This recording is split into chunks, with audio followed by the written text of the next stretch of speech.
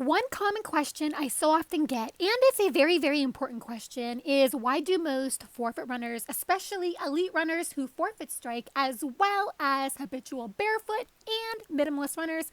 like myself, who mostly forefoot strike when they run, why do these forefoot runners make initial ground contact on the outer side of the forefoot just under the fifth and fourth toes? This very same landing configuration of the foot in most forefoot runners also coincides with how most experts define a forefoot strike landing in running, in that in most studies, the official definition of a forefoot strike landing in running is often along the lines of front of their foot pretty horizontally, not like that, but just a little bit, so that they land underneath the heads of the fourth and fifth metatarsal often, and then they bring the heel down. as Dr. Daniel Lieberman, who is a evolutionary biologist at Harvard University, just described, the movement path of the foot in a proper forefoot strike landing involves initial ground contact is made towards the lateral edge or towards the outside of the forefoot just under the fourth and fifth toe. Based on this account, and as well as what we see in how most elite runners who forefoot strike use their feet when they run, as well as how we see how most habitual barefoot runners and minimalist runners use their forefoot strike when they run, this is strong confirmation that a proper forefoot strike landing pattern during running clearly involves making initial ground contact towards the outer side of the forefoot and not the inside of the forefoot, which would be towards or on the big toe. That's a very important fact to know, but unfortunately, it's one vital piece of detail regarding learning the proper forefoot running technique that's not really often heard and discussed in full, as some, if not many, newbie forefoot runners make the very big mistake in forefoot running of landing on their big toe first. And I'll discuss why landing big toe first during forefoot running is a hotbed for injury in just a moment. Bottom line, when it comes to enriching your injury prevention efforts in running, landing with the forefoot strike, not a heel strike, is only one small side of the story. It's even more important to know where is the first part of the forefoot that should be making initial ground contact during forefoot running and why that's so. It's equally important to understand the implications of not making initial ground contact under the fifth toe in forefoot running. What would happen if you made and kept making initial ground contact on the big toe during forefoot running? Because after all,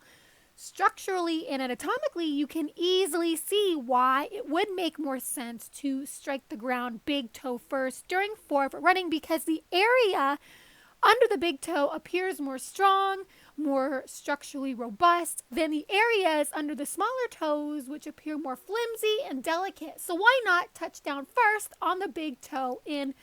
forefoot running? As I emphasized earlier, the proper way to strike the ground on the forefoot during forefoot running that also softens the landing without creating a jarring force is by making initial ground contact just under the fourth and fifth toes. Then the rest of the forefoot flattens inward, followed by the rest of the foot flattening down to the ground, with the heel being the very last part of the foot to connect with the ground. That is how a forefoot strike is precisely defined in most studies. It's the same movement path of the foot in a forefoot strike landing during running that we see in many elite distance runners who forefoot strike, and in habitual barefoot and minimalist runners as well. What's the mechanical relevance of landing on the forefoot in this particular way during running? What's the advantage of striking the ground on the outer side of the forefoot first instead of on the big toe first in forefoot running? I dug into the research and discovered that comparative studies found the metatarsal bones, or the little skinny bones under the fourth and fifth toes, is actually an impressively strong load-bearing area of the foot, because the unique metatarsal geometry under the fourth and fifth toes along with the surrounding muscles and soft tissue groups, allows for a higher degree of bendability, expandability, and flexibility, and therefore a more sufficient capacity to endure greater bending strain and loading at touchdown during forefoot running as compared with the bone under the big toe, which is called the first metatarsal head or the MTP joint, which is an area of the foot that's very rigid and very stiff and therefore much more resistant to bending. And because it's more resistant to bending during the touchdown phase of forefoot running, increases in loading and bending strain under the big toe becomes difficult to be sustained if initial ground contact is repeatedly made on it on the MTP joint or under the big toe during forefoot running, even though it's a pretty big bone, the bone under the big toe. Because, however, of its structural rigidity does not make the area under the big toe a sufficiently strong load-bearing area to repeatedly be making initial ground contact on in forefoot running. This coincides with what's been very well reported in the scientific literature about the injury implications of landing big toe first during forefoot running, in that repeatedly landing this way while running compounds the too much high levels of bending strain under the big toe, causing the area under the first two toes, so the area under the big and second toe, to progressively wear down and may result in a stress fracture of the bone under the second toe or the second metatarsal head, which is a common injury that stems from the repetition of striking the ground big toe first during forefoot running. There's also a very strong connection between increased bending strain at the big toe and ankle injury during running, in that a 2005 study published in the journal Gait and Posture, which is linked down below in the description box, investigated the biomechanical outputs most implicated in running-related ankle injuries. The researchers found that the risk of ankle sprain increased with increased pressure impulses under the big toe,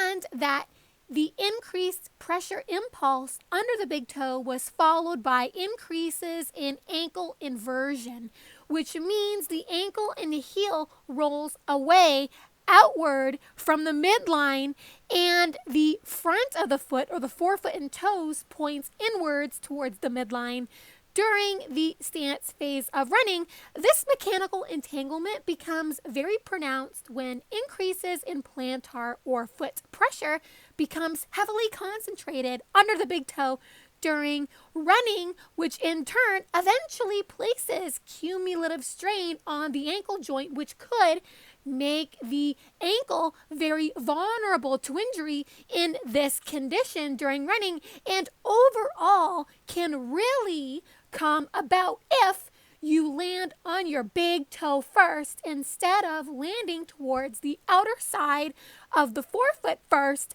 during forefoot running. It's for these reasons that I really hope that it's very obvious that it's all the more important to avoid landing big toe first when forefoot running, but rather you can make your forefoot strike more effective at dispersing and attenuating plantar or foot pressures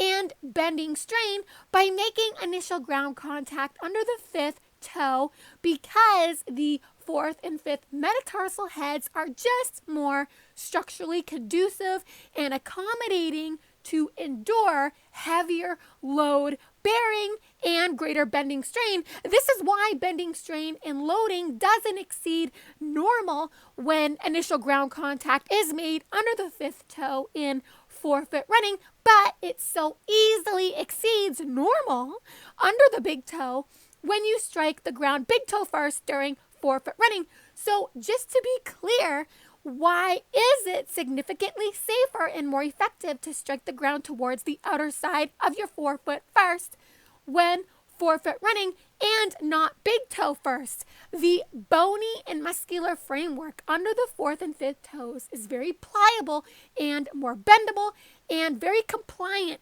which helps shift loading to quickly dissipate over a larger surface area over the forefoot, down through the arch where plantar loading pressure quickly tapers off significantly at the heel when the heel lowers down to the ground. This is also one of the main reasons forefoot running isn't damaging to the heel, because peak plantar pressure is always, always, always the lowest at the heel, because the heel is the very last part of the foot to contact the ground in forefoot running. And by the time the heel is fully lowered down to the ground, the weight of the body has moved more forward, more anterior into the next step, which is why peak plantar pressure is always lowest at the heel by the time the heel touches the ground. This is also why cracked heel bones and other various forms of heel injuries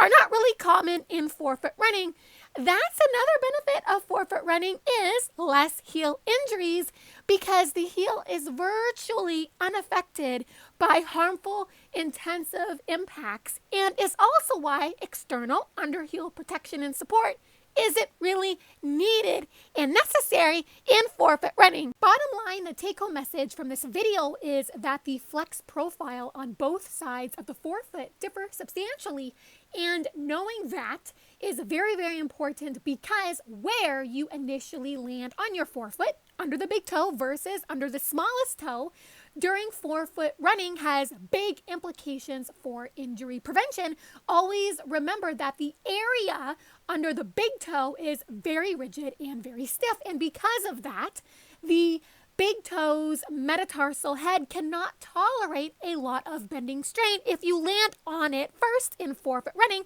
whereas the area under the fifth and fourth toes is more bendable and more accommodating to heavier weight-bearing loads and greater bending strain, which is why you always want to make initial ground contact on the outer side of the forefoot in forefoot running. And like I said earlier, that is a fact that's not often heard in full. Landing big toe first in forefoot running can be a very costly mechanical mistake that could cause injury, because it is on record that there are injuries that stem from landing this way, big toe first in forefoot running. So if you are not getting good results with forefoot running, if you're not making enough progress with forefoot running, the root of your problems may be in how you are initially landing on your forefoot when you run.